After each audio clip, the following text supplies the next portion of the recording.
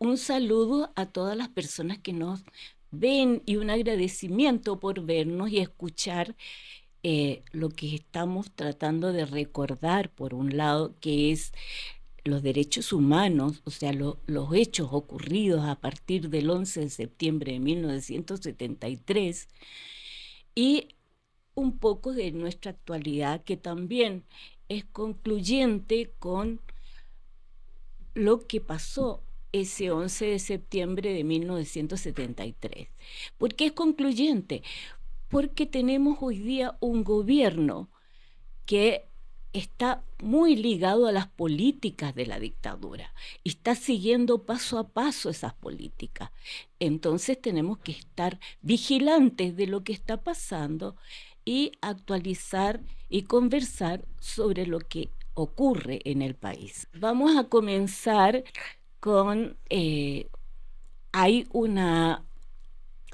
esta semana va a ocurrir un hecho en la Organización de Estados Americanos donde se va a llevar la problemática que hoy día existe con el tratamiento a los derechos humanos desde el gobierno y sobre la memoria y sobre todos los aspectos que tienen que ver con los derechos. Invito a Nelson a que nos hable de ese tema que nos interesa muchísimo y por eso estamos aquí. Sí, de acuerdo a lo que yo he conocido, Nancy y Héctor, eh, agrupaciones de derechos humanos, una infinidad de agrupaciones de derechos humanos, han solicitado una audiencia especial a la Comisión Interamericana para ser escuchados respecto de la problemática y el estado actual de los derechos humanos en Chile desde la perspectiva de las víctimas, digamos, y de los profesionales que trabajan junto a esas víctimas. Y la comisión efectivamente le ha abierto las puertas para que concurra una delegación, donde entiendo que está encabezada por Paulina Zamorano, la ex jefa del programa de derechos humanos del gobierno del presidente Boric, que acaba de ser defenestrada por el presidente Kass hace algunos meses atrás. Y bueno, ellos van a plantear lo que son el panorama general. Hay un panorama general que es bastante oscuro. Es un panorama que se cierne sobre la temática, sobre esta disciplina de los derechos humanos, que parte precisamente y tiene que ver también con el tema de los recortes. Se recortan los montos a los sitios de memoria, que son los hitos fundamentales donde se construye precisamente esa memoria y esa historia de represión que vivió el país. Después, bueno, el plan de búsqueda está ahí, yo diría, en peligro inminente, ¿eh? El plan de búsqueda. A mí lo que me interesa es que se fortalezca el programa de derechos humanos, porque es bueno que la sociedad chilena, que todos nosotros sepamos algo que es tan evidente pero que nunca se dice. El mayor persecutor que existe en Chile por los crímenes de lesa humanidad es el programa de derechos humanos que existe bajo la supervisión del Ministerio de Justicia y Derechos Humanos. Sabiendo quiénes están entonces al mando del Ministerio de Justicia, vemos que el panorama es sombrío para ese programa, que es el mayor persecutor, porque es el persecutor estatal en contra de los criminales de lesa humanidad. Entonces, eso la población a lo mejor no lo entiende, no lo sabe y es bueno, porque ellos tienen, ¿verdad?, los juicios a lo largo y ancho del país. Son los que tienen la mayor cantidad de juicios. No hay nadie que tenga más juicios que el programa de derechos humanos. Por eso que hay que fortalecerlo en vez de debilitarlo y hay que poner nuestros ojos. Yo también creo que hay que fortalecer, a pesar de que es una institución absolutamente independiente del gobierno, pero hay que fortalecerlo en función de los ataques que ha sufrido y va a sufrir irremediablemente, es el Instituto Nacional de Derechos Humanos, que es el soporte en el cual la gente puede encontrar ayuda, auxilio y defensa jurídica, ¿verdad? Y de cualquier otra naturaleza para los efectos de evitar la vulneración de los derechos fundamentales. Eso yo partiría por ahí: sitio de memoria, Instituto Nacional de Derechos Humanos, programa de derechos humanos, el programa de búsqueda, que hay que fortalecerlo también en vez de disminuirlo, y Y bueno, habrán otras instancias que también pueden sufrir recortes presupuestarios. Los recortes presupuestarios son vida que se les quita a las instituciones. Eso no hay que perderlo de vista. Vida que se quita a las instituciones cuando tú haces un recorte en salud, en educación y en derechos humanos. Eso por ahora para abrir. Bueno, yo creo que no nos debe extrañar esto que está ocurriendo, porque quienes gobiernan hoy en día y están detrás de cargos de gobierno que pueden incidir en todos esos aspectos que tú has señalado, Nelson, son pinochetistas. Entonces, la función de ellos va a ser tratar de minimizar, si es que no pueden borrar completamente toda la memoria histórica y todo lo que se ha construido en términos de memoria histórica, para que en Chile nunca más vuelva a ocurrir lo que ocurrió. Porque para ellos es un tema que los interpela directamente a ellos. Entonces, no nos debemos extrañar y, como tú dices, tenemos que darle la alerta al país. Hay que movilizarse en términos de defender todo eso que se ha ido construyendo, en términos de insertar en nuestra conciencia nacional una cultura de respeto a los derechos humanos y de denuncia fortísima a lo que fueron las violaciones de los derechos humanos. Bueno, vamos a al segundo tema que hoy día tenemos, que es el caso del exministro Nicolás Grau y ¿cómo se llama? Y su acusación, la acusación constitucional que hoy día este gobierno quiere imponer. Algo que es enormemente grave, porque no ha existido hasta ahora ningún gobierno que condene al gobierno anterior o lo acuse al gobierno anterior ante la Cámara. Entonces estamos en un proceso inédito. Estamos hablando de una acusación constitucional que pretende quitarle derechos por 5 años, creo, de trabajar en un servicio público o tener alguna actividad que sea dentro de lo público. O sea, es castigarlo y sancionar, y además dejar en la sociedad un antecedente de que el gobierno anterior lo que hizo fue un desastre, y cosa que hasta ahora todos los economistas han dicho que eso no ocurrió.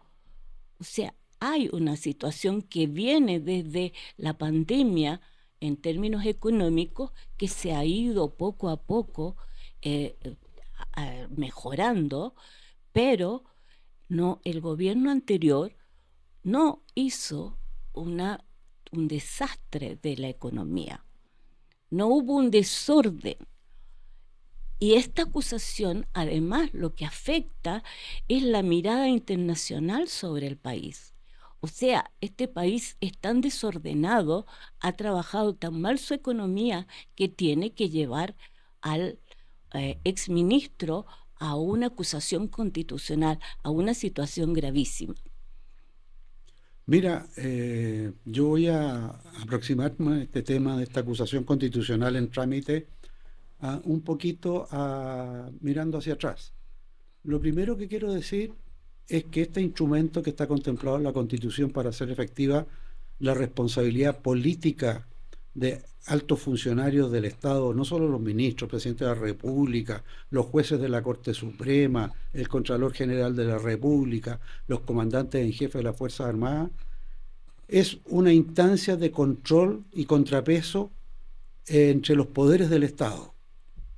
Desgraciadamente, y en esto el que esté libre de pecado en el mundo político tire la primera piedra, se ha ido desnaturalizando este instrumento de control de última ratio que se llama, cuando se configuran conductas que están descritas específicamente en la Constitución, que configurarían o sería el argumento de base para hacer el juicio político y hacer efectiva la responsabilidad política de las altas autoridades que se denuncian. Ahora, quiero mirarlo esto positivamente. ¿En qué sentido? En que hoy día noto yo que se ha ido produciendo un cierto acuerdo en que se ha hecho un uso abusivo de este instrumento en el Congreso Nacional. Y creo que desde ese punto de vista han surgido tanto voces dentro de lo que es el mundo político de lo que se llamó la democracia, y también ya han aparecido sectores, incluso representados en el Congreso de la derecha, que también han hecho, por así decirlo, una autocrítica desde este punto de vista. Por lo tanto, lo positivo es que cada vez más se va extendiendo en el ambiente, diría yo, de quienes tienen que ejercer estos derechos, un sentido de mayor responsabilidad de cuándo se va a utilizar efectivamente y cuándo corresponda una acusación de este tipo. Ahora bien, en el caso de la acusación constitucional que está afectando al exministro Grau, yo creo que queda en evidencia, si uno entra a estudiar el nivel acusatorio, que este escapa totalmente de los márgenes que la Constitución establece para formular un reproche de este tipo.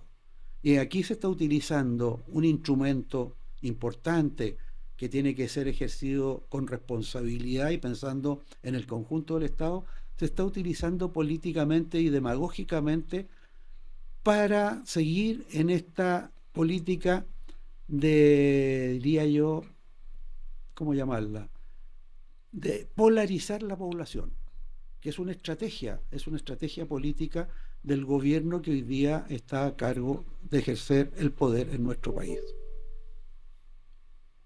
No sé qué opinas tú, Nelson. Mira, yo opino, en primer lugar, que me pareció súper importante la manifestación de 52 exministros o economistas de talla nacional y mundial que están en contra de esta acusación constitucional, porque entienden que la acusación constitucional que presentó la derecha es una acusación constitucional que no tiene ninguna especificación de cuál es la conducta que es contraria a la constitución política en la cual haya incurrido el señor Grau. Lo están castigando por haber errado en las proyecciones, tanto en la proyección de ingresos, de egresos, ¿verdad? Para los efectos de construir la ley de presupuesto que ya se construyó ya. Hay una ley de presupuesto que está vigente que la construyó la oposición y las fuerzas oficialistas. Es decir, esa ley de presupuesto podrá contener errores en sus proyecciones, pero esa la aprobó también la derecha. Entonces, ¿qué reclaman si ellos mismos aprobaron la ley de presupuesto y no hicieron presente que las proyecciones a lo mejor eran muy exageradas, muy exorbitadas, etcétera? Lo cierto es que si uno quisiera condenar a alguien por errar en las proyecciones, ya debiéramos estar acusando constitucionalmente al señor Quirós, que hizo una primera proyección en materia económica de que íbamos a crecer al 4% de aquí al 2030. Y la verdad es que él mismo se dio cuenta que se había equivocado, que hay elementos que cambian, que son efectivamente que evolucionan para bien o para mal y que hoy día ya no le hace acoger lo que él mismo proyectó, ya no se va a crecer al 4%. Lo había anticipado él, pero hoy día él ya se desdijo. ¿Habrá que acusarlo entonces porque se equivocó en la proyección? Bueno, la economía no es una ciencia exacta, pues la economía es una ciencia que actúa sobre la base de las probabilidades. Si el precio del cobre baja, indudablemente va a haber un error en la proyección en cuanto a los ingresos que se manifestaron en la ley de presupuesto. Entonces, ¿cuál es el error fatal que tiene? Que no tiene una causal unívoca concreta respecto de cuál es el ilícito constitucional por el cual se acusa al señor Grau. Porque errar en las proyecciones, como digo, es un tema que puede pasar en cualquier minuto. En cualquier minuto. Y eso no es causal para acusar a una persona y para tenerla castigada 5 años de la vida política. Pero yo por ahí escuché un comentario que sí le encuentro sentido. Le encuentro sentido cuando me dicen que el partido de la gente se sumó también a, a esta acusación constitucional, a aprobarla, pero ellos lo hacen con una razón secundaria. Ellos quieren probar esta acusación constitucional porque si tienen éxito con Grau, van a apuntar a Boric. Y si apuntan a Boric, lo van a dejar fuera de campaña a Boric, le abren el camino, ¿verdad?, al señor Parisi de aquí a 4 años más. Eso no hay que perderlo de vista, porque en la política se trabaja con estrategias y tácticas de prontitud y otras más extensas.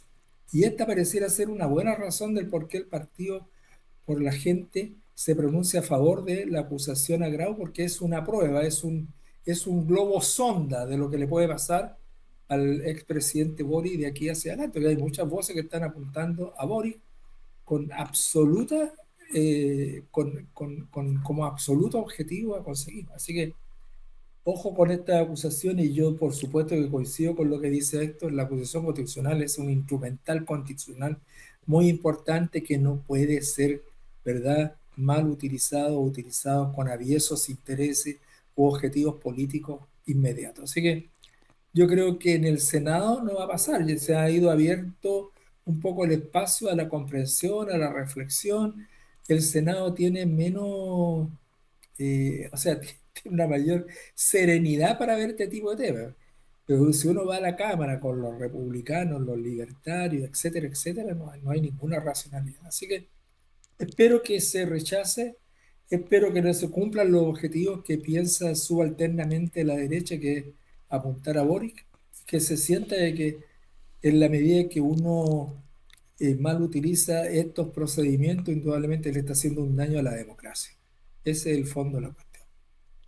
Hay que recordar que la derecha hoy día está también dividida en este tema. O sea, hay un sector de la derecha que teme que esto se transforme en algo que va a traer una permanente acusación constitucional.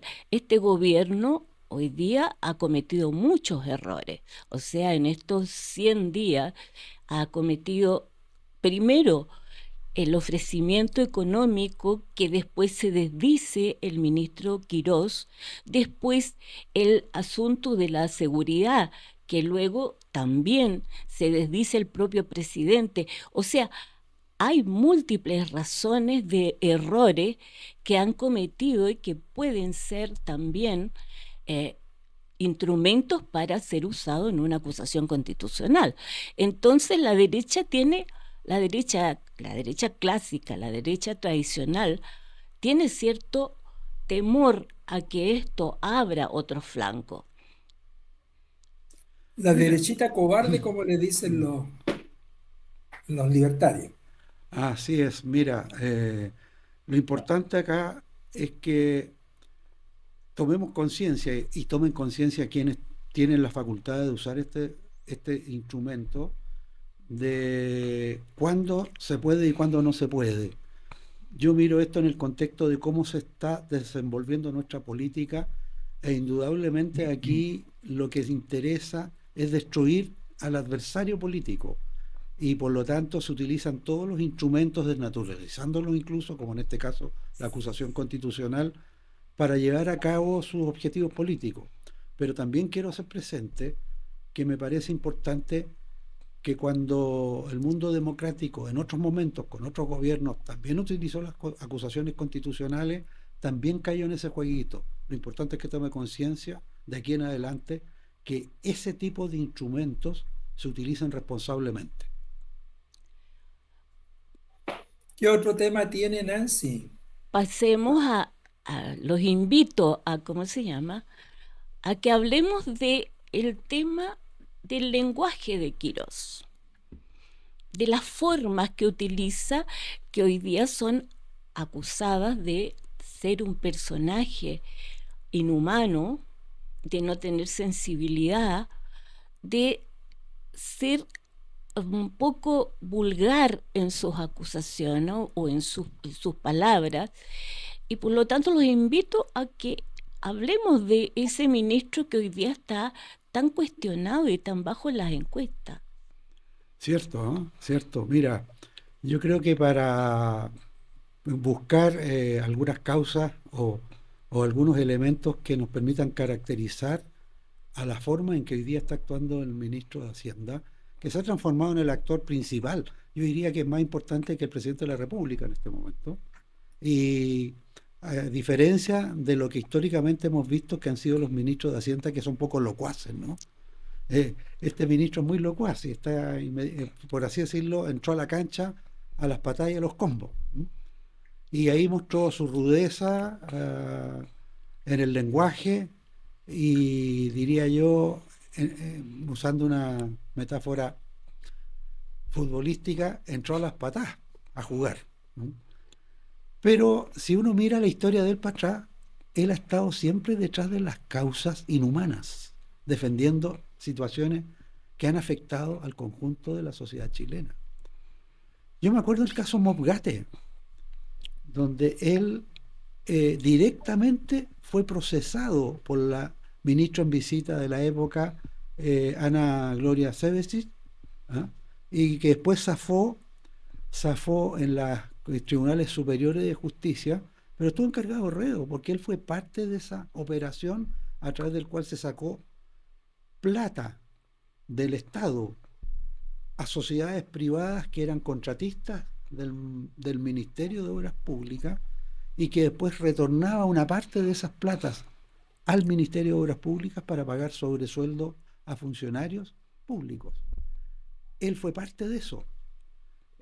Logró zafar, pero lo que quiero señalar yo es lo siguiente: él estaba ahí jugando en el lado de los malos. Cuando se produce la colusión, no sé si de los pollos, del papel confort, de los pollos, también él estaba al lado de los que asesoraban para poder llevar a efecto esas colusiones que implican que se encarecen los productos por un acuerdo de todos los productores y por lo tanto todos los chilenos tenemos que pagar más, y así ellos aseguran un mercado y se reparten la torta entre ellos. Es decir, nunca lo hemos visto actuando en favor de los chilenos, de todos los chilenos. Y creo que esos antecedentes nos muestran quién es el personaje. Alguien por ahí dijo en un artículo o en una entrevista, fíjense lo curioso, que cuando fue el plebiscito del sí y el no, él votó por el no. Yo no sé si eso fue algo que disfrazó él para mejorar su imagen o sencillamente estaba mintiendo. Sí, la verdad es que es difícil calificar a una persona no conociéndolo en su integridad, pero uno tiene que hacerle caso y creerle también a la prensa y a los medios de comunicación, y al decir de los políticos, y al decir de gente que sí lo conoce, que sí sabe sus pasos, pero él debiera yo no entiendo cómo llegó a ser ministro de Hacienda, cómo el señor Kast lo tiene en el lugar donde lo tiene, sin antes él haber dado una explicación de cuál fue su papel en el tema de las colusiones. Porque las colusiones fueron no solo en los pollos, en el papel confort, también en los medicamentos, en las farmacias. Es decir, él se prestó para el juego sucio, para un juego en que el gran perjudicado es el consumidor, es el pueblo mismo, ¿verdad? Porque se favoreció con ese caso la ganancia y riqueza de las grandes empresas que se pusieron de acuerdo en fijar precios. ¿Para qué? Para afectar a la masa consumidora que es el pueblo. Entonces, eso es lo que no entiendo, que no se le haya exigido un certificado de conducta, de acreditación de irreprochable conducta para poder acceder a un cargo como este. Por eso lo demuestra en lo que decía Nancy en algún minuto, decía, pareciera ser que tiene un carácter de inhumanidad manifiesta. Yo creo que cuando él decide no aplicar el MEDCO, ¿verdad? Y dar paso o rienda suelta al aumento de los precios de los combustibles, eso es inhumanidad.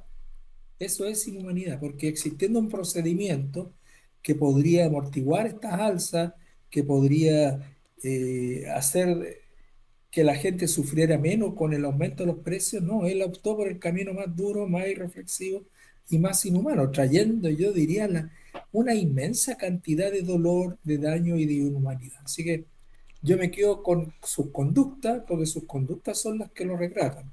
Y el vocabulario, no sé, no me he fijado, pareciera ser que es un tipo muy soberbio, muy altanero, que no le hace caso a nadie, como decía Héctor Salazar, pareciera ser que manda más que el señor Kass, a quien se le ve bastante feble, bastante poco sólido en sus decisiones, es decir, él no puede argumentar en contra de la ciencia de la forma que lo argumentó, diciendo se hacen libros que salen carísimos, que están en la biblioteca, pero esto no aporta nada porque no dan ni un trabajo.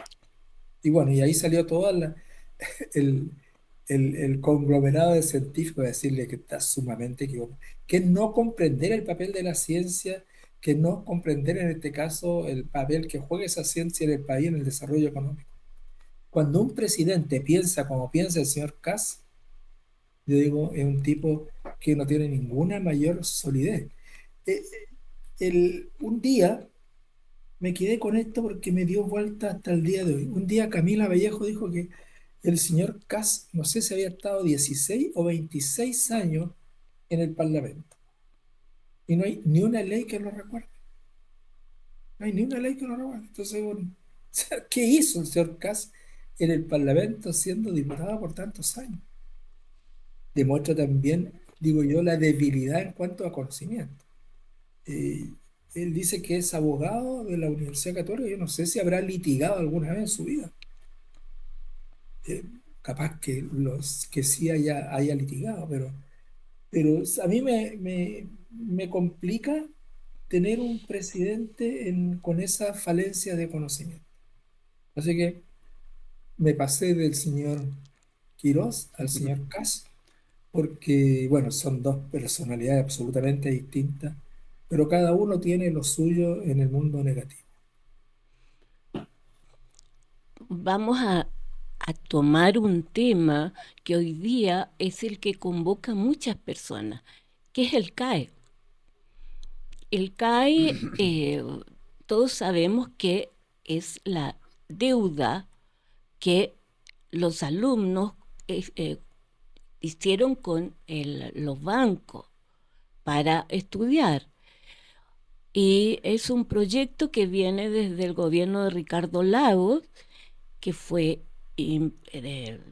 creado por Sergio Vitar. Perdón, Nancy, para que nuestros auditores tengan claro, alumnos que entraron a estudiar a la universidad. Sí, alumnos que entraron a estudiar a la universidad. ¿Y cómo se llama? Y hoy día se encuentran con unas deudas tremendas porque la deuda bancaria fue creciendo, pasó al Estado y hoy día el Estado es el que está cobrando esas deudas sin avisar previamente a la gente que le va a cobrar y le va a intervenir sus cuentas.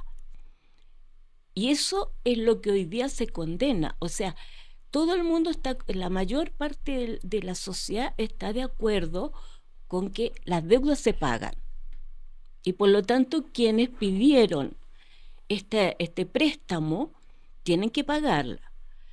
Pero en lo que no están de acuerdo es que esa deuda sea hoy día tomada por el Estado a través de las cuentas, dejando a la gente sin dinero y sin aviso por lo demás. Yo no sé cuál es la idea que tienen ustedes respecto a esta situación que hoy día acapara, digamos, la reflexión ciudadana. Mira, yo tengo claro, las deudas, como dices tú, Nancy, si uno es deudor, tiene que pagar la deuda. Y no está en discusión de que esa obligación tiene que cumplirse. Yo creo que lo que aquí ocurrió de nuevo fue la manera como se cobró esa deuda a aquellos que todavía no la habían pagado y no habían renegociado, que fue un método que trasluce esa cosa que estuvimos hablando recientemente de la inhumanidad en cómo se llevó a cabo esa cobranza. ¿Ah? Y yo creo que esa es otra manera que se trasluce la personalidad del ministro de Hacienda, un acreedor que dice, págueme, señor, no me importa qué pase con usted, yo tengo que cobrar la deuda y punto. Ahora, si ese deudor por alguna razón está cesante, está enfermo, o qué sé yo, o no tiene capacidad económica para pagarle en los términos que se le exige, bueno, hay que buscar fórmulas para facilitar y hacer posible que poco a poco ese pago se vaya solucionando. Pero sencillamente pegar el palo y no considerar el contexto social que cada uno de esos deudores tiene para efectos de ver cómo facilitarles o ayudarles a que el pago se vaya produciendo paulatinamente, está indicando la inhumanidad de la cual hemos hablado. Sí, mira, ha sido muy criticado el procedimiento. Yo estoy consciente, coincido con usted en que el tratamiento que se le ha dado a esta deuda, la forma que se utilizó para cobrarlo, a simple vista, sin tener mayores conocimientos técnicos o jurídicos, el hecho de que alguien de la noche a la mañana se encuentre con su cuenta corriente vaciada, me parece que es una expropiación absolutamente ilegal. Es un robo absolutamente ilegal por su propia naturaleza. ¿Qué es lo que ocurrió? Porque se ha discutido y hay muchos fallos, no sé cuántos. Yo leí solo uno en contra de este procedimiento, que es un fallo de la Corte de Valparaíso, pero hay otros fallos que dicen que aceptan el procedimiento. Pero a mí me quedan ciertas dudas, ¿ya?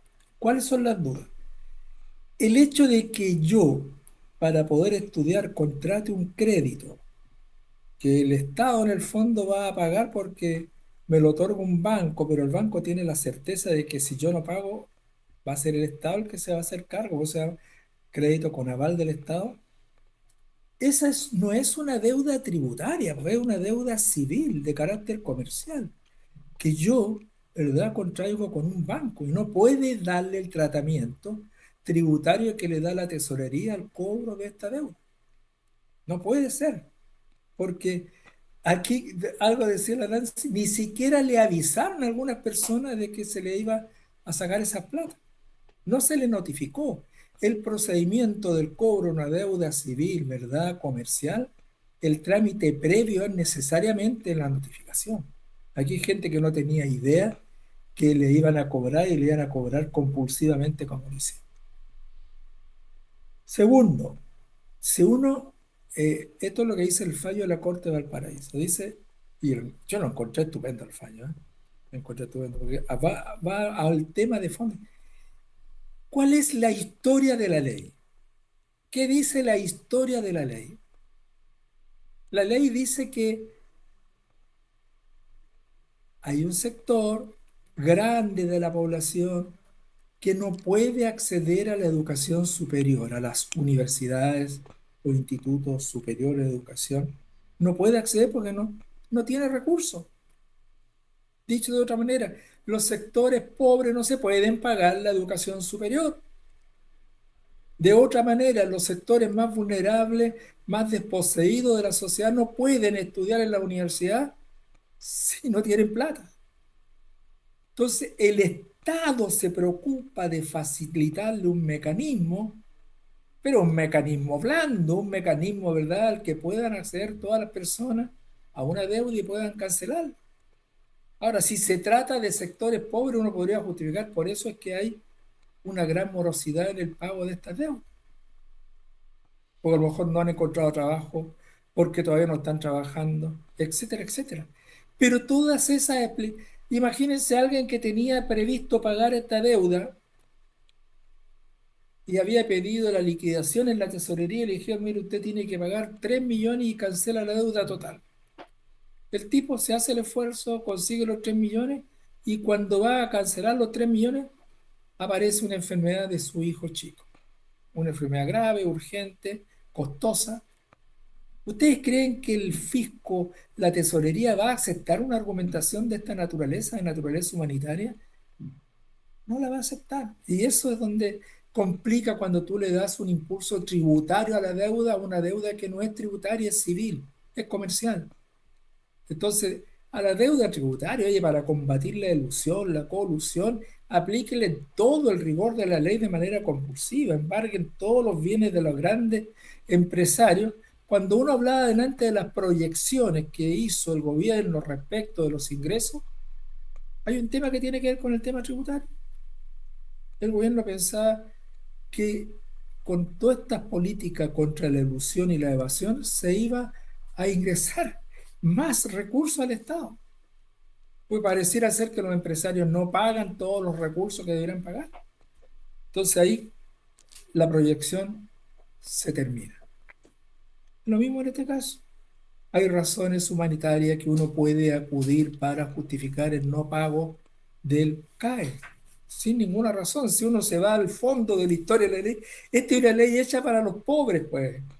No es hecha para los ricos, es para los que no pueden pagar su universidad. Reconociendo el Estado que entre esos sectores pobres, la mayoría de la población, hay talentos que merecen llegar a la universidad y que no pueden llegar precisamente porque les falta plata. Entonces, ¿cómo le voy a aplicar todo el garrote y el palo a esa gente que no pudo pagar? Probablemente por tener dificultades económicas, le voy a aplicar el sistema esto de despojarlo, expropiarle su fondo ya que tenía ahorrado a lo mejor para la enfermedad de un hijo. Entonces, eso, por eso digo, yo encuentro que hay un exceso de de la tesorería, vía ministro de Hacienda, el que ordena esto de recoger muchos recursos, y también una suerte de formalidad de los tribunales de justicia que no ven estos aspectos de fondo, que no ven estos aspectos que tienen que ver con la humanidad misma, que no tiene que ver con estos temas, ¿verdad?, de las sensibilidades por las que puede pasar una persona y que le impiden pagar adecuadamente y en tiempo esta deuda que tiene, que es una deuda con el banco, pero que el banco tiene como aval al Estado. Así que malo, malo, malo lo que ha hecho la tesorería. Y bueno, y también está el otro mensaje que es que lo que deben y pueden pagar lo paguen, por ciertas platas del Estado, que puede servir para otros préstamos para el futuro, para que otros jóvenes tan pobres como ellos puedan pagar la universidad el día de mañana. Plenamente de acuerdo contigo, Nelson. Todos de acuerdo. Bueno, ahora lo que vamos a hablar es un tema del recuerdo, pero que hoy día está presente y que nos va a hablar Héctor Salazar sobre ese tema. Bien, yo y espero que ustedes también, porque conocen este tema. Vamos a rescatar la memoria histórica de nuestro país a través de este caso. Todos, no sé si todos en la realidad, porque como decía Nelson, hay un 60% de la población que todavía no había nacido cuando ocurrió este hecho. Estoy hablando del atentado al general Pinochet. Ese atentado fue el año 86. Le llevó a cabo un atentado a su vida, digamos. Lo llevó a cabo un contingente del Frente Patriótico Manuel Rodríguez que se había planteado el magnicidio, es decir, matar al tirano para terminar con la dictadura. Podremos discutir el tema de los fundamentos, del hecho violento, de los métodos, de todo, pero yo quiero circunscribirme al atentado y las consecuencias que trajo el atentado. Sin olvidar que, fruto de esa operación, Pinochet salvó, milagrosamente gracias a su chofer, y que murieron 6 o 7 o 8 escoltas de Pinochet defendiéndolo a él, sí, cuando se produjo el enfrentamiento. ¿Qué pasó ese día? Pinochet salvó ileso de donde venía, del melocotón, en el cajón del Maipo, y se provocó entonces, digamos, la alarma máxima de seguridad del país. Bueno, esa noche se reunió la Junta Militar, sin Pinochet, que estaba en el melocotón, tratando de discernir de dónde había venido el golpe, ¿no? Y la Junta Militar estaba compuesta por los otros miembros de las comandancias en jefe de las Fuerzas Armadas, más el general director de Carabineros. Y llamaron a presencia de ellos al jefe de la CNI, que es encargado del aparato de seguridad del gobierno, a la moneda. Según cuentan los que algo supieron de esa reunión, salió bastante maltratado Gordon de esa reunión, porque no puedo explicar cómo no fueron capaces de prevenir algo de esta naturaleza. Y salió con instrucciones de dar una respuesta dura esa misma noche. Aplicar una dureza máxima para efectos de disuadir a futuro cualquier otro intento de llevar a cabo un magnicidio de esa naturaleza. o tiranicidio, como dicen otros. Bueno, lo concreto es que el general Gordon fue a su cuartel general y convocó a su Estado Mayor en el cuartel de la CNI, que estaba en calle República, creo. Sí. Y ahí llegaron los dos jefes de los escalones inmediatamente inferiores a ellos que le respondían a él. Uno era el jefe de la Brigada Metropolitana de la CNI, el famoso Álvaro Corbalán, y el otro era un oficial superior del ejército cuyo nombre no me acuerdo, por eso no voy a arriesgar a tirarlo, que también ocupaba algunas funciones a ese nivel de operaciones y de decisiones de la CNI. Y la instrucción de Gordon fue mano dura esta misma noche, y por cada muerto de la escolta de mi general Pinochet, les dijo, hay que matar a dos comunistas o marxistas o lo que fuera. Y esa orden fue dada a los dos jefes, subjefes de él, directo. ¿Qué sabemos nosotros de cómo actuaron estos dos miembros o subjefes? Cada uno fue a su unidad. Álvaro Corbalán fue a su unidad, reunió a toda su gente que en conocimiento del atentado se reunieron rápidamente convocados y rompiendo la estructura normal de funcionamiento, casi en estado de asamblea. ¿Y qué hizo Corbalán? Traigan las carpetas de los que tenemos a mano. ¿Quiénes tenemos a mano? Aquellos que estamos reprimiendo, que sabemos dónde están, para ir a buscarlos y cumplir la orden. Y se organizaron diversos grupos para llevar a cabo esa orden, y se les entregó a cada uno de ellos una de las carpetas para que fueran a cumplir la misión. Salieron varios grupos a cumplir la misión de la CNI esa noche. Lo curioso es que no todos cumplieron las órdenes, algunos se hicieron los lesos, ¿no? Pensaron en algún momento, bueno, y si nosotros matamos, ¿qué va a pasar con nosotros después?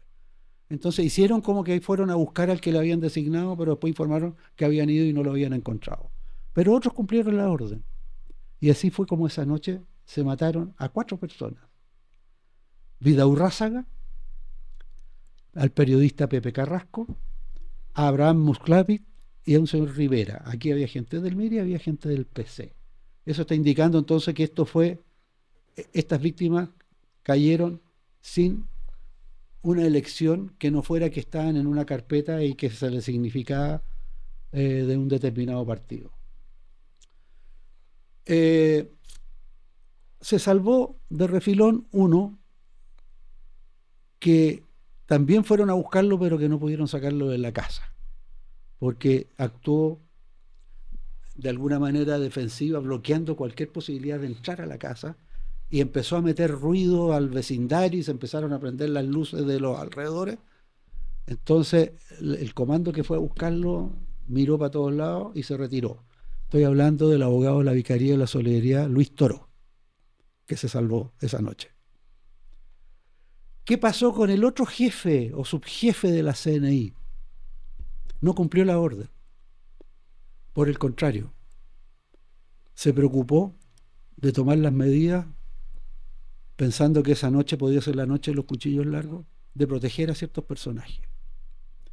Y con la colaboración de Investigaciones de Chile, se dispuso la detención de Ricardo Lagos, que fue detenido para salvarlo, para que no lo mataran. Se salvó la Pamela Pereira, que era abogada de la Vicaría y que era hija de detenido desaparecido, que también fue detenida por investigaciones, y se salvaron. Los asesinatos de las 4 personas que murieron fueron esa misma noche, los sacaron de sus casas, los llevaron a sitios aéreos y los balearon y los dejaron los cuerpos tirados en el lugar donde los mataron. Bueno, ustedes se imaginarán la convulsión del país en ese momento. Atentado de Pinochet por un lado y 4 ejecutados por otro. Pero pareciera ser que el shock que provocó todo eso hizo que en algún nivel del gobierno, que no sé quién puede hacer, dijeron, paremos, esto hay que hacerlo bien hecho. Es decir, bien hecho la represalia. Y ahí le entrego una segunda parte de cómo siguió esto a Nancy Guzmán, que también tiene buena información al respecto.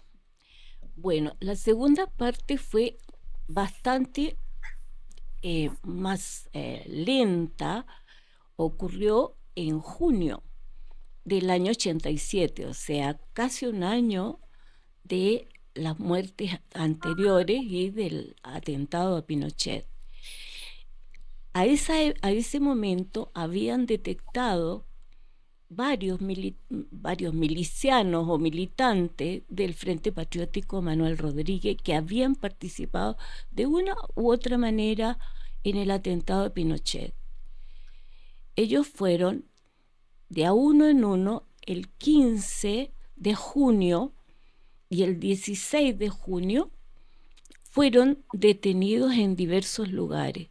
O sea, entre el 15 y el 16 de junio hay matanza, hay detenciones, hay torturas, hay una situación bastante represiva y aterradora en esa época, donde van deteniendo gente en diferentes comunas, en Ñuñoa, en la Villa Olímpica, cerca de la USACH, y otros en Vicuña Maquena, y estas personas son llevadas a la policía a Vicuña Maquena, ¿no? Al general Maquena, donde fueron torturadas, todo dirigido por ¿cómo se llama? Por Álvaro Corbalán, que era quien tenía a su cargo esta situación. Nancy, una cosa, en este caso todos estos detenidos y estas víctimas eran militantes del Frente Patriótico Manuel Rodríguez. Aquí no había popurrí de militancia. No, eran todos eran milicianos, lo que llamaban milicianos, claro, del Frente Patriótico. Exacto. Y por lo tanto fueron ahí asesinados en algunas partes. En Villa Olímpica hay asesinato, en Las Condes hay otro asesinato. Cerca de la casa donde yo vivía. Exactamente, cerca de tu casa, ahí en Las Condes, va caminando un militante del Frente Patriótico y es asesinado. Estaba cerca de la casa de su madre, además. Exactamente. En calle Alhué. En calle Alhué. Bueno, eso sucede entre este 15 y el 16 de junio de 1987. Estos detenidos fueron llevados a General Maquena, donde tenían un cuartel, donde los interrogan. En realidad ya no querían ni siquiera interrogatorio, o sea, tenían una orden explícita de terminar con esas personas. Y por la noche se toma la decisión de llevarlos a, ¿cómo se llama? A Veras Menas Vara o algo así. La calle Pedro Donoso. Dice. Pedro Donoso, ¿verdad? Pedro Donoso. Son llevados a una casa que está abandonada, los meten en la casa, cierran las puertas y comienzan a disparar desde fuera, o sea, los matan y comienzan a disparar desde afuera. Fingiendo un enfrentamiento. Para fingir el enfrentamiento, para escudarse en ese enfrentamiento. En realidad fueron como, ¿cuántos, Nelson, tú recuerdas cuántos fueron las personas que fueron asesinadas esa noche? En Pedro Donoso, 7. 7. Ya. Y los demás en otros lados de Santiago. En total fueron 12. 12 personas que entre el 15 y el 16 de junio fueron asesinadas en Santiago de Chile. Y eso se conoció como la matanza de Corpus Christi. Y esa fue la cuenta que pasó la dictadura por el atentado que se había llevado a cabo en contra del general Pinochet. Esa fue hoy día precisamente, a esta hora, exactamente, se están realizando actos conmemorativos de lo que fue la Operación Albania o Matanza de Corpus Christi, porque estamos a 16 de junio. Y un día como hoy, hace ya muchos años, 38 años si no me equivoco, ocurrió esto que fue uno de los crímenes más espantosos de la dictadura, porque no por la forma de ejecutar el crimen, sino que por el montaje implícito en él. Y el cómo aquí se coincidió la prensa, desde la prensa mercurial, ¿verdad? Para mostrar unos planos absurdos del enfrentamiento que habría existido en Pedro Donoso, con unos dibujos, unos croquis, de que aquí dispararon los agentes y de aquí disparaban los terroristas, y la verdad es que nunca hubo balazo desde dentro de la casa hacia afuera, todos los balazos fueron hacia adentro, así que ahí quedó al descubierto el Mercurio con esa falsedad.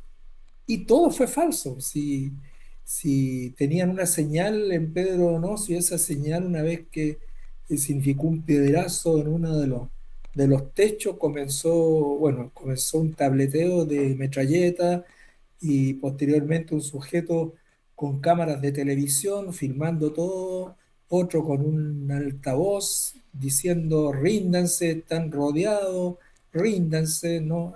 Bueno, todo un show cinematográfico, tuvo ribete cinematográfico. Fue una matanza tremenda de 12 chilenos en menos de 72 horas, que por supuesto convocó la atención de toda la sociedad chilena.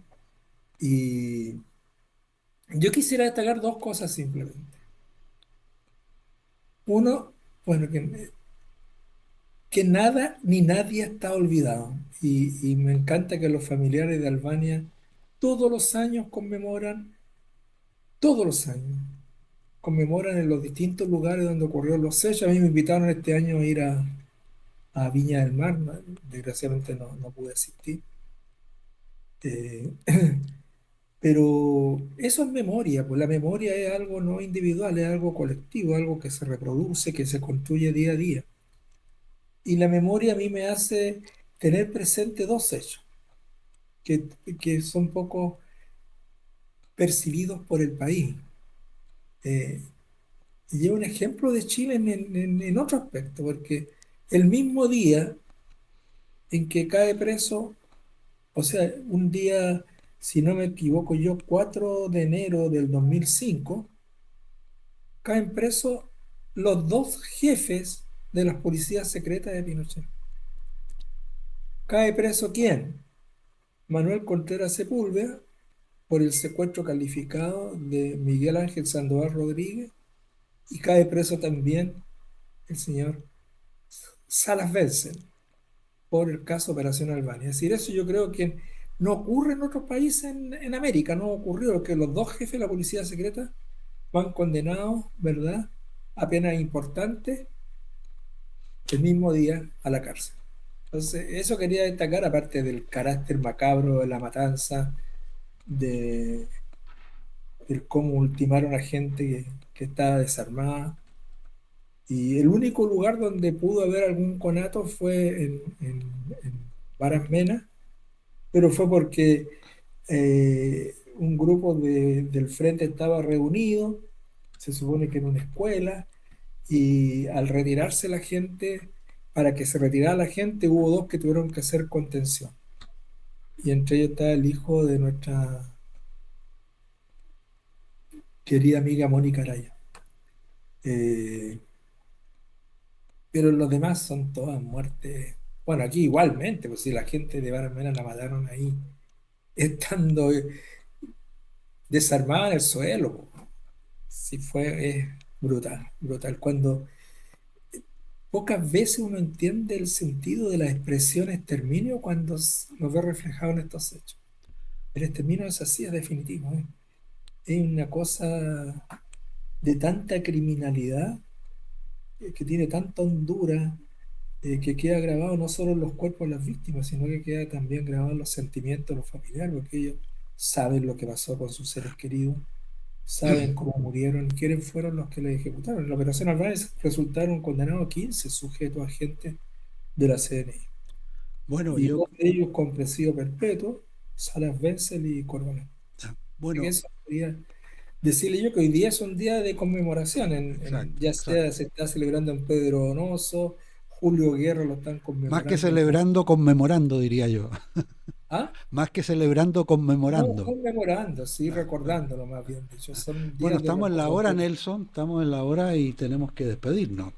Sin perjuicio de un nombre más, recordar a Abraham Santibáñez, periodista, que falleció ayer o Ayer. anteayer, ayer. En un recuerdo a su memoria porque fue un gran periodista que marcó una línea en el ejercicio del periodismo en Chile. Y Ex será director de, entonces, ¿sí, Nancy, algo? Fue el que primero asistió a los hallazgos de Lonquén, el primer periodista que asistió y que después plasmó en la revista Hoy. Bueno, y con esta última notita de acotación de la Nancy, nos despedimos, Nelson y Nancy, hasta la próxima sesión de Pensando en Voz Alta. Adiós. Adiós. adiós.